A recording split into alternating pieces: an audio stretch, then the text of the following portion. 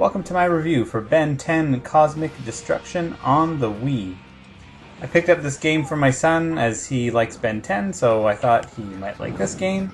But as usual with most of the games I get my kids, I still give them a try myself. I wasn't expecting very much from this game, and it was actually able to deliver much better than I thought.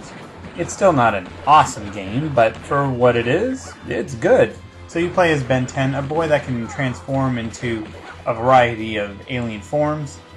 And what's nice in this one is they're all pretty much accessible from the get-go. So you only have 4 that you can choose in your quick select, but you can change them at any time, and you can transform to them at any time. And there's no limit to how long you can play as that alien. So when you think of a fan of the show, they probably want to play as their favorite alien as often as possible without having to unlock them, or wait to get to use them, or something of that nature. And thankfully, the game doesn't make you jump through all those hoops. I think how it shows that it's keeping the target audience in mind. So there are 10 aliens in total you can pick from to play as, and they each have special moves that they can do as well as a special function.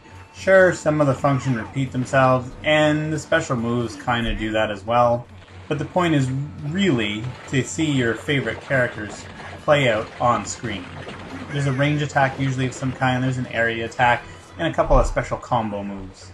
Their special abilities will allow them to either set things on fire, hover, get into small spaces, operate certain machinery, those types of things. The way the combat works is nothing new.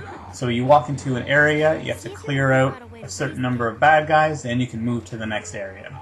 But the controls do a pretty good job. They might be able to use some refinement, but overall I can't really complain about them. You do need to get a little bit of practice in so that you're able to take out a large number of enemies at once.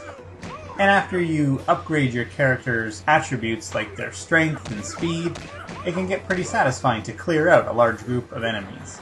As you travel through the different locations, you're going to find that the enemies themselves kind of fall back on that classic, they're all the same but with different skins over top of them. The same can't really be said for the boss fights, as they do an alright job of mixing those up, and some of them will give you a decent challenge. It's not all about the combat, there are some switch puzzles, there is a little bit of platforming, which, again, is pretty decent. It's not an overly ambitious title, but I think it aims for the target market properly. There's a lot to strive for if you want to max out the attributes of all of your aliens. And although there's not a lot of depth, there's a lot of simple arcade fun that'll keep you busy for a while. Not likely to win over any players that aren't fans of Ben 10, but if you are, it's probably worth it to give it a shot.